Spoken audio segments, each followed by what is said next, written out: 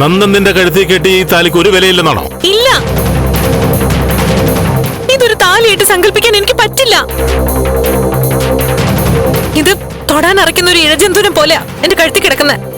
ഇത് ഞാൻ പൊട്ടിച്ച് ദൂരെ തൊട്ടുപോകരുതല്ലേ. എന്തു തന്നെയായാലും ആര് പറഞ്ഞിട്ടായാലും ഇത് നന്ദന്റെ കഴുത്തിൽ കെട്ടിയ താലിയാ. ഇതൊഴിക്കാൻ കൈ പൊക്കിയ മോളാണെന്ന് ഞാൻ വിചാരിക്കില്ല.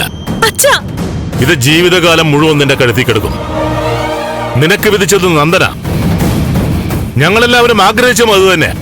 ഞാൻ പറഞ്ഞില്ലേ അച്ഛാ, ജീവിതം എന്റെ അല്ലേ, എന്റെ ഇഷ്ടത്തിന് ഒരു വിലയില്ലേ. ഇനി ഈ കാര്യത്തിലൊരു ഡിസ്കഷൻ വേണ്ട. തേവക്കാട്ട് ബലരാമന് ഈ സമൂഹത്തിലൊരു വിലയുണ്ട്.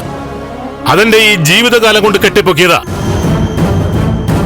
അത് തകർത്ത് കളയാൻ എന്റെ മോള് ശ്രമിക്കില്ല. വേണ്ട, ഒന്നും പറയണ്ട. വന്നേ. അച്ഛൻ എന്താ എന്നെ മനസ്സിലാക്കാത്ത? ഞാൻ പറയാം. ഞാൻ പറയുന്നൊന്ന് കേക്ക്. നന്ദ,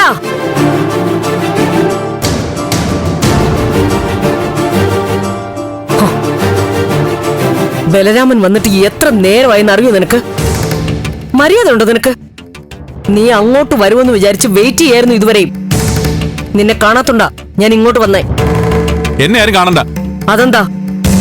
നിന്നെ മീരയും കാണാൻ വേണ്ടിയിട്ടാ ബലരാമൻ കഷ്ടപ്പെട്ട് ഡൽഹിയിൽ നിന്ന് വന്നത്. എന്നെ വന്ന് കാണുന്ന എന്തിനാ?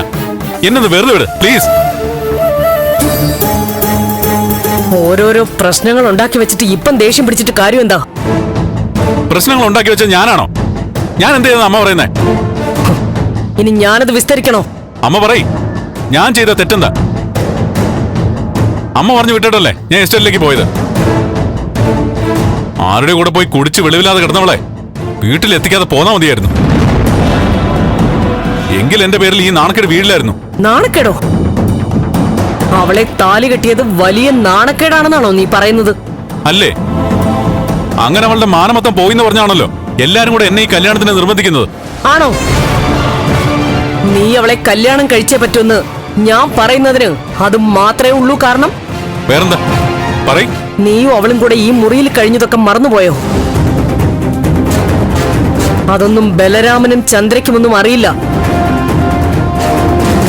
അറിഞ്ഞാൽ എന്താകും അവസ്ഥയെന്ന് നിനക്ക് നന്നായിട്ട് അറിയാലോ. അമ്മേ, ഞാൻ വേണ്ട. എന്തായാലും സംഭവിച്ചു പോയി. ഇനി ഈ വീടിന്റെ അന്തസ്സിന് ചേർന്ന വിധത്തിൽ മാന്യമായി അതിന് പരിഹാരം കാണണം. ഇനി അതിന് തടസ്സം പറയുകയോ എതിർക്കുകയോ ചെയ്താ ബലരാമന്റെ തനി സ്വഭാവം നീ കാണേണ്ടി വരും. ഇങ്ങനെ മുറിയിൽ കയറി ഒളിച്ചിരിക്കാൻ മാത്രം ഇവിടെ ഒന്നും സംഭവിച്ചിട്ടില്ല. അമ്മയ്ക്ക് അങ്ങനെ പറയാം, പക്ഷെ എന്താ പറ, ഇയാള് പുറത്തേക്ക് ഇറങ്ങാറില്ലേ? ഞാൻ അതാ ഇപ്പൊ പറഞ്ഞുകൊണ്ടിരുന്നത്. ഇവന് ബലരാമനെ പോലും ഫേസ് ചെയ്യാൻ മടിയാ. ഏയ്, അങ്ങനെ ഒളിച്ചിരിക്കേണ്ട തെറ്റൊന്നും നിങ്ങൾ ചെയ്തതായിട്ട് ഞങ്ങൾക്ക് തോന്നിയിട്ടില്ല. പിന്നെന്താ പ്രശ്നം?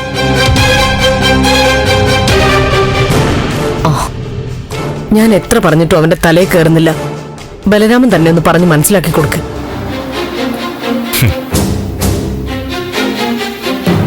എന്താടോ ഇങ്ങനെ?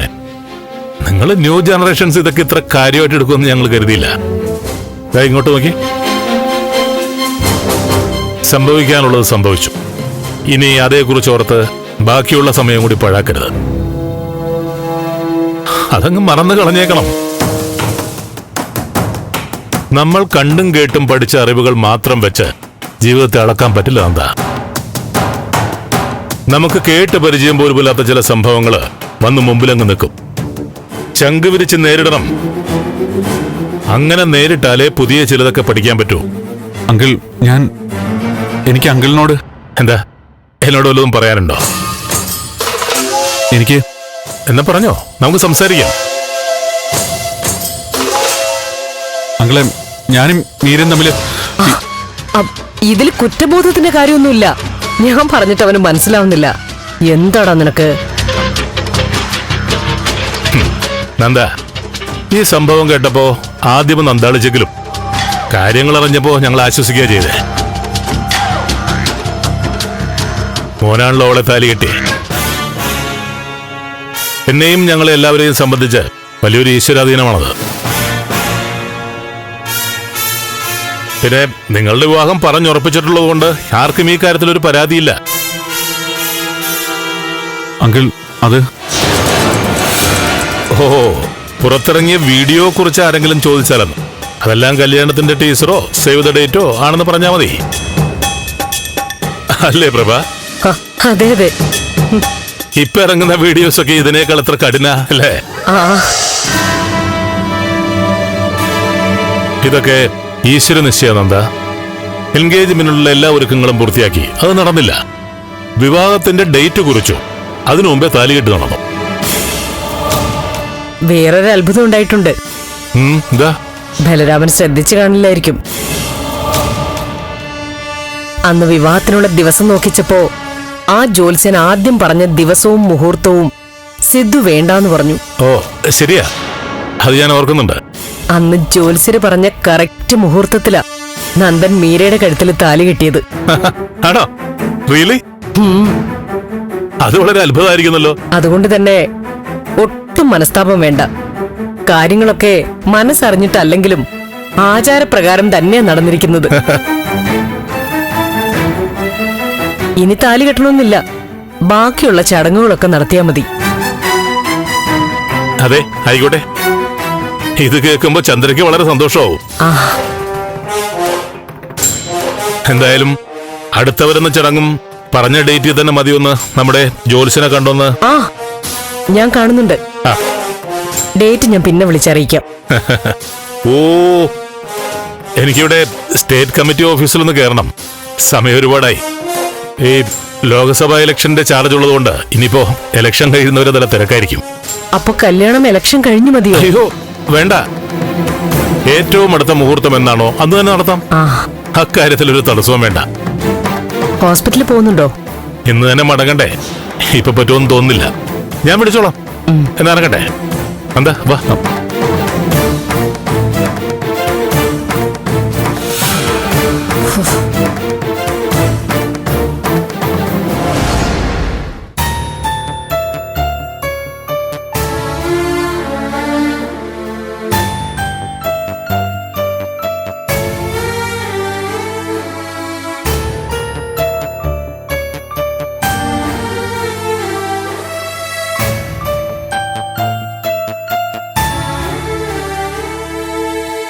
കുടിക്കാൻ എന്തെങ്കിലും എടുക്കണോ?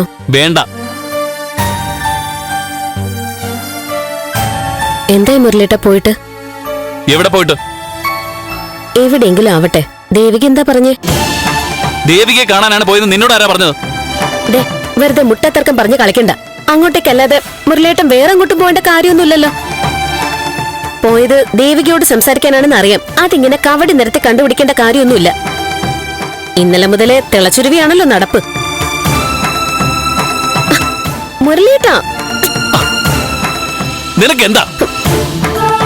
നന്ദൻ മീരയുടെ കഴുത്തിൽ താലി കിട്ടിയതിന് മുരളിയേട്ടൻ എന്തിനാ എന്നോട് ഇങ്ങനെ പെരുമാറുന്നേ? ഞാൻ പറഞ്ഞിട്ടാണോ നന്ദൻ അങ്ങനെ ചെയ്തത്? നീ എന്നെ വിട് ഗൗരി. വിടുന്നില്ല. അവിടെ നിൽക്കി. അവരുടെ വ്യക്തിപരമായ പ്രശ്നങ്ങള് നമ്മുടെ ജീവിതത്തിലേക്ക് കൊണ്ടുവരരുത്. ദേവികയുടെ ജീവിതം ഇങ്ങനെ ആയതിനെ മുരളിയേട്ടൻ ഇങ്ങനെ ടെൻഷനാവേണ്ട കാര്യം എന്താ? എന്റെ ഭാര്യയുടെ സ്ഥാനത്താ ദേവിക ഇവിടെ കഴിഞ്ഞിരുന്നെങ്കിലും ഉമയെ ഉർമിയെ കാണുന്ന പോലെ ഞാൻ അവളെ കണ്ടിരുന്നത്. ഉമയ്ക്ക് ഉർമിക്ക് ഒരു പ്രശ്നം വന്നാലേ നേർക്ക് നേരെ നിൽക്കാൻ ഞാനുണ്ട്. അങ്ങനെ ചോദിക്കാനും പറയാനും ദേവിക്ക് ആരാ ഉള്ളത്? ഒരു ഗതിയും പരഗതിയില്ലാത്ത 3 പെണ്ണുങ്ങള്. അങ്ങനെ ഉള്ളിടത്തോ അവനീ കന്നത്തിരി കാണിച്ചത്? ഞാൻ പറഞ്ഞ കൂടിപ്പോവും. കഴിഞ്ഞത് കഴിഞ്ഞു മുരളിയേട്ടാ. അതും പറഞ്ഞ് സ്വസ്ഥതക്കേട് അനുഭവിച്ചിട്ട് എന്താ കാര്യം? ഒരു സൊല്യൂഷൻ ഉണ്ടാക്കാൻ മുരളിയേട്ടനെ കൊണ്ട് കഴിയോ?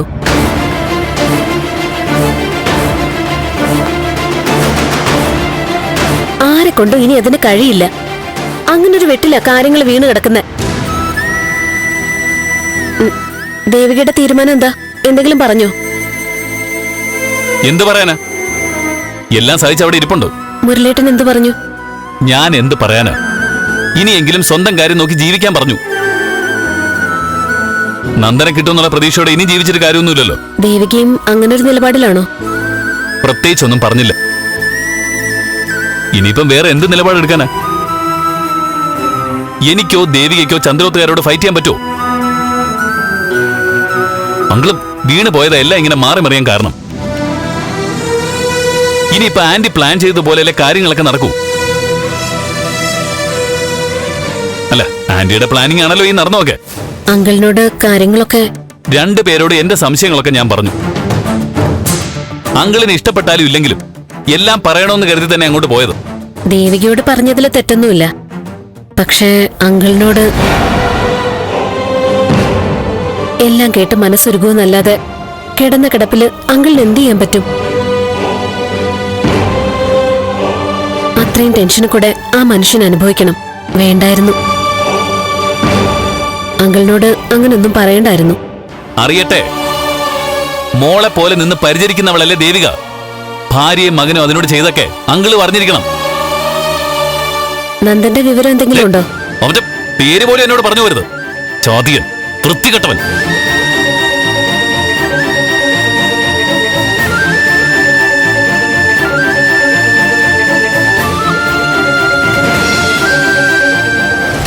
ഇപ്പൊ എന്തിനാ അവൻ ദേവികയെ കാണാൻ പോയത്? സിദ്ധുവിനെ അങ്ങോട്ട് കൊണ്ടുപോയിട്ട് എത്ര ദിവസമായി? അവൻ ഇതുവരെ പോയി അന്വേഷിച്ചില്ലല്ലോ. പിന്നെ ഇപ്പൊ എന്താ അത്യാവശ്യം? വേറെ എന്തോ ഉദ്ദേശിച്ചല്ലേ അവൻ പോയത്, അല്ലേ? അവൻ അങ്ങോട്ട് പോയത് സത്യമായിട്ട് ഞാൻ അറിഞ്ഞില്ല കുഞ്ഞെ. സാറിനെ കാണാൻ പോണം ഇടയ്ക്ക് പറയണത് കേട്ടതല്ലാതെ ഇപ്പൊ പോയത് എന്തിനാണെന്ന് എനിക്ക് ഒരു പിടിയില്ല. മുരളി അവിടെ ചെന്ന് ദേവികയോട് കയർത്ത് സംസാരിച്ചു. ഈശ്വര, അവിടുത്തെ ഡോക്ടറാ എന്നെ വിളിച്ചു പറഞ്ഞത്. അവൻ അവിടെ നിന്ന് എന്തൊക്കെയാ വിളിച്ചു പറഞ്ഞെന്നറിയോ? ഈ കുടുംബത്തിലുള്ളവരെ മാനം കെടുത്താനാണോ അവൻ അങ്ങോട്ട് ഓടിച്ചെന്നേ? അങ്ങനെയൊന്നും മുരളി ചെയ്യില്ല കുഞ്ഞെ. അവനും ദേവികയുമായിട്ട് എന്ത് ബന്ധം? അവിടെ ചെന്നവളെ വഴക്ക് പറയാൻ ഇവൻ അവളുടെ ആരാ? എന്തൊക്കെയാ ഇവിടെ നടക്കണമെന്ന് എനിക്ക് അറിയില്ല കുഞ്ഞെ. എസ്റ്റേറ്റിലെ സംഭവം കഴിഞ്ഞ പിന്നെയാ നന്ദമോനായിട്ട് വഴക്കുണ്ടായത്.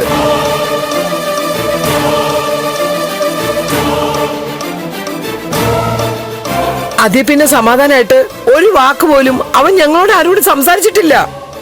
തൊട്ടതിനും പിടിച്ചതിനും എന്നോട് ഗൗരിയോടൊക്കെ വലിയ ദേഷ്യ. എന്ത് ചോദിച്ചാലും ചാടി കടിക്കാൻ വരും. എന്താ പ്രശ്നം എന്ന് പറഞ്ഞാലല്ലേ അറിയാൻ പറ്റൂ. ദേവികയുടെ കാര്യത്തിൽ വെറുതെ കയറി ഇടപെട്ട് സ്വന്തം ജീവിതം ഇല്ലാതാക്കരുതെന്ന് അവനോടൊന്ന് പറഞ്ഞേക്ക്.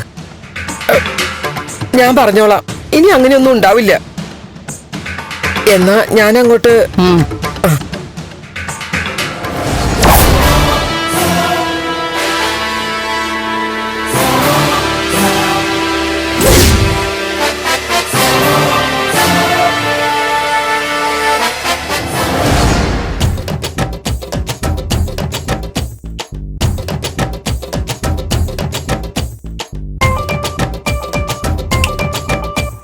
അയ്യോ, ഇയാളുടെ ഇരിപ്പ് കണ്ടില്ലേ? ഉള്ള ഏടാകൂടങ്ങൾക്കിടയില് ഈ എണി ഇവിടെ ഒന്ന് പെട്ടല്ലോ. അപ്പുണ്യാരെ, എവിടേക്കാ ധൃതിപ്പെട്ട് പോണേ? വരിക, ഇരിക്ക. തന്റെ വീടും പറമ്പും ഞാൻ എടുത്തോളാം. താൻ പറഞ്ഞ 150 കോടി റുപ്യക്ക് ഞാൻ സമ്മതിച്ചിരിക്കണു. വട്ട് ശരിക്കും മൂത്തിരിക്കുകയാണല്ലേ? വില പേശി ശീലല്ലേ, അതുകൊണ്ടാ പറഞ്ഞ കാശ് മുഴുവൻ അങ്ങോട്ട് തരണേ. വരിക, വന്ന് ഈ ആഴ്ചയോടിലേക്ക് ഇരിക്കുക. അയ്യോ കഷ്ടം. അങ്ങനെ അങ്ങ് പോയാലോ? നാരായണിയ അടുക്കളപ്പണിയൊക്കെ കഴിഞ്ഞോ? നോം അന്തർജനം ഉറങ്ങിയാൽ അങ്ങോട്ടേക്ക് വരും. അടുക്കളവാദം ചാരിയാൽ മതി, കുറ്റിയിടണ്ട. തെമ്മാടിനെ പറഞ്ഞാലുണ്ടല്ലോ ഓടിച്ചു തന്നെ പല്ലിയാൻ താഴെയിടും. പറഞ്ഞേക്കാ ഞാൻ. ഇന്നത്തെ രാത്രിയും പാഴായി.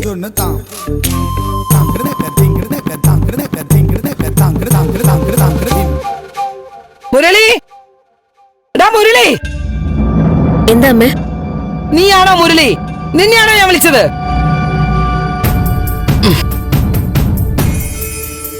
നീ ഇന്ന് എവിടെ പോയിരിക്കായിരുന്നു? എന്താ കാര്യം? ചോദിച്ചതിന് മറുപടി പറഞ്ഞാ മതി. വളർന്നു പോയിന്ന് ഞാൻ നോക്കില്ല. ഓടിച്ചു നിന്നെ. പറയടാ, നീ ഇന്ന് എവിടെ പോയതാ? ഹോസ്പിറ്റലില് അങ്കിളിനെ കാണാൻ. സാറിനെ കാണാനോ അതോ അവളെ കാണാനോ? പറയടാ, നീ ദേവിയെ കാണാൻ പോയതല്ലേ? അമ്മയ്ക്ക് ഇപ്പൊ എന്താ വേണ്ടത്? സാറിനെ അവിടെ കൊണ്ടുവന്നാക്കിയിട്ട് ഇത്രയും ദിവസമായി. നീ ഇതിനകം അങ്ങോട്ടൊന്ന് തിരിഞ്ഞു നോക്കിയോ? ഇപ്പൊ നീ അങ്ങോട്ട് വെച്ച് പിടിച്ചതിന്റെ കാര്യം എന്താ? ഇപ്പൊ എനിക്ക് പോണം തോന്നി പോയി. അത്രേ ഉള്ളൂ. നീ ഇപ്പൊ ഓടിപ്പാഞ്ഞ് അങ്ങോട്ട് പോയത് സാറിനെ കാണാനല്ല, അവളെ കാണാനാ. അങ്കിളിനെ കാണാൻ പോണെന്ന് മുരളേട്ടൻ കുറെ ദിവസമായി പറയുന്നുണ്ട്. നിന്നോട് ചോദിച്ചില്ലല്ലോ, ചോദിക്കുമ്പോ പറഞ്ഞാ മതി. അവളൊരു വക്കാലത്ത് പറയാൻ വന്നിരിക്കണു. അല്ല, ഞാൻ എങ്ങോട്ട് പോയാലും അമ്മയ്ക്ക് എന്താ കുഴപ്പം?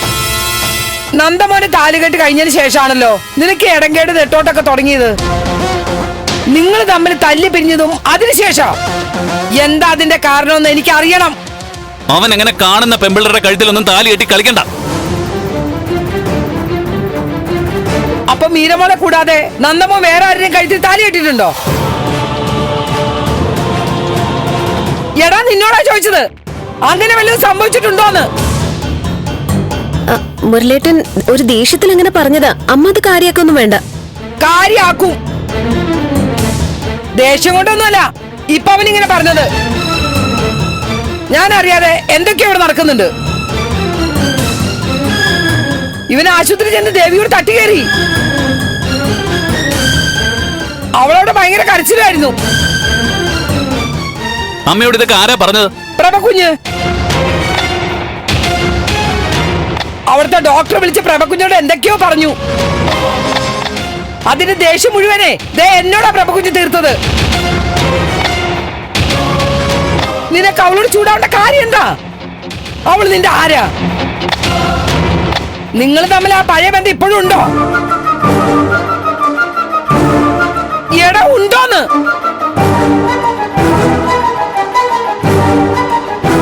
ഡേ, നീ സൂക്ഷിച്ചോ. നിന്റെ കഴുത്തി കിടക്കുന്ന താലി അഴിയാണ്ട് നോക്കേണ്ടതേ നിന്റെ ഉത്തരവാദിത്തം. അവളെ വിട്ടിവൻ പോവില്ല. അതുകൊണ്ടാ അവളോട് ഇപ്പോഴും അവൻ ഈ അധികാരമൊക്കെ കാണിക്കണത്. ഇവന്റെ അച്ഛന് ഇങ്ങനെയുള്ള യാതൊരു വൃത്തിയായിട്ട് സ്വഭാവം ഇല്ലായിരുന്നു. എന്റെ മുഖത്തല്ലാതെ വേറൊരു പെണ്ണിന്റെ മുഖത്ത് ചാവുന്നത് വരെ നോക്കിയിട്ടില്ല. അപമാനം നാണക്കേടും അല്ലാതെ വേറെ എന്തെങ്കിലും നല്ലൊരു കാര്യം നീ ചെയ്തിട്ടുണ്ടോ? വരുത്തി വെക്കുന്നൊക്കെ വിനയാ. എന്റെ ഭഗവാനെ, ഈ വയസ്സങ്ങാലത്ത് ഞാൻ ഇനി എന്തൊക്കെ കാണണം? മാറണം അങ്ങോട്ട്.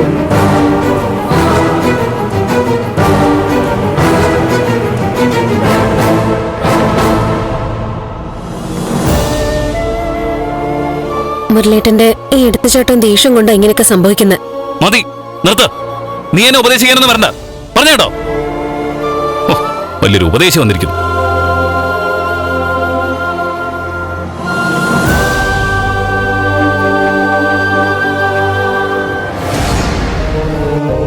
ഫാർമസിയിൽ നിന്ന് ഈ മെഡിസിനും കുഴമ്പും മേടിച്ചു കൊടുക്കണം. Okay okay doctor.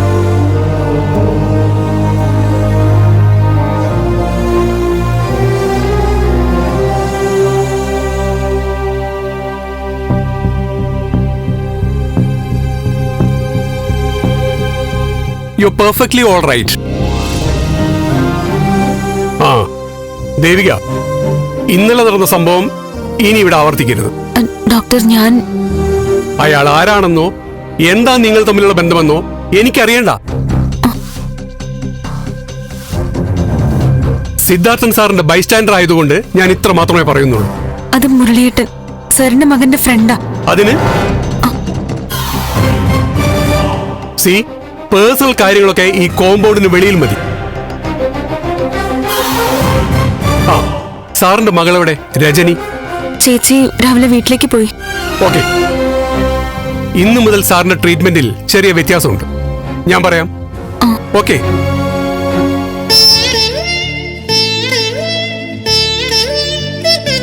മുരളീട്ടൻ വന്ന് എന്നെ വഴക്ക് പറഞ്ഞത് ഡോക്ടർ കേട്ടു. മുരളീട്ടൻ ഡോക്ടറോട് അത്ര നല്ല രീതിയിലല്ല സംസാരിച്ചത്. അതാ ഡോക്ടർ അങ്ങനെയൊക്കെ പറഞ്ഞത്.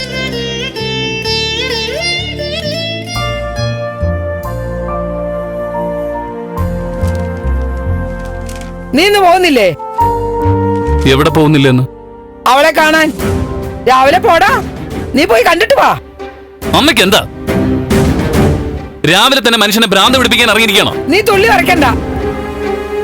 നിന്റെ തുള്ളില് കണ്ടാലൊന്നേ ഞാൻ പേടിക്കാനും പോണില്ല. അമ്മയൊന്ന് പോയേ. രാവിലെ തന്നെ വഴക്കുണ്ടാക്കിയുള്ള മൂട് കളയരുത്. ഞാൻ പറഞ്ഞാൽ എന്താണ് തെറ്റ്? നിന്റെ മനസ്സിൽ ഇപ്പോഴും ദേവികയല്ലേ? അതൊക്കെ അമ്മയുടെ തോന്നലാ. മുരളേട്ടന്റെ മനസ്സിൽ അങ്ങനെയൊന്നുമില്ല. അങ്ങനെയൊന്നും ഇല്ലെങ്കിൽ പിന്നെന്തിനാ അവൻ അവിടെ ചെന്ന് ദേവിയെ കരയിപ്പിച്ച് വഴക്കുണ്ടാക്കിയത്? കൊള്ളാം. അപ്പൊ അങ്ങനെയൊക്കെയാ കാര്യങ്ങള്. എല്ലാരും കൂടി തട്ടിക്കളിച്ച് അവളെ ഒരു വഴിക്കാക്കിയല്ലോ.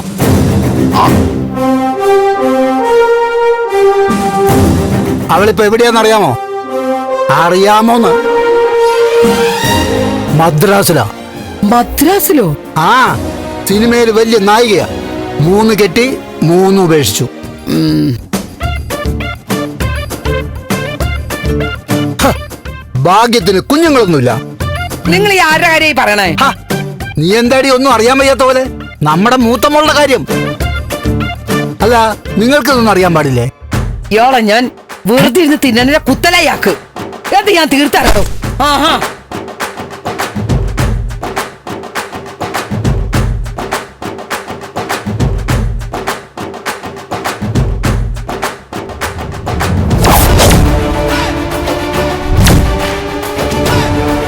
അയ്യോ മുരളേട്ടാ, ദാ, എടാ തന്റെ എല്ലാ സുഖം ഇന്ന് ഞാൻ അവസാനിപ്പിക്കാടോ.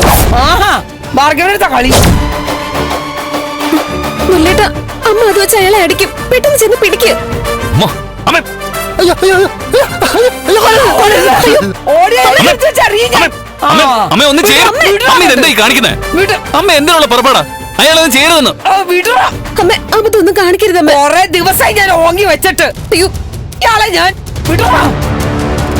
അന്നൊരു അടി കൊടുത്തിട്ട് ഭാഗ്യത്തിന് അയാൾ രക്ഷപ്പെട്ടത്. ദേ, ഇതുകൊണ്ട് കടിച്ച അയാൾ ചത്തു. എടാ, നീ ഒന്ന് വിട്ടടാ. ഇയാളെ തല്ലി കൊല്ലാനൊന്നും പോകുന്നില്ല. വിട്. പിന്നെ എന്തിനാ ഇതെടുത്തോണ്ട് വന്നത്? ദാ, ഇങ്ങോട്ട് വാടോ. ഞാൻ വരില്ല. ഇങ്ങോട്ട് വരാൻ. വാടാ അങ്ങോട്ട്. വാടോ. വിടറാ. എടാ ഇത് പിടിക്കാൻ. പെണ്ണ് കാണാൻ പോണം. ഇപ്പൊ കാറ് വരും. തന്നെ ഞാനേ വിമാനത്തിനെ വിടാൻ പോണേ. ഇയാളെ ഞാൻ അമ്മേ. വിട. അമ്മ ഈ തൂമ്പ ഇങ്ങനെ എടാ വിടു നീ. കയ്യിന്ന് വിടറാ. പിടിക്കണോ? അയ്യോ, അയ്യോ. പിടിക്ക്.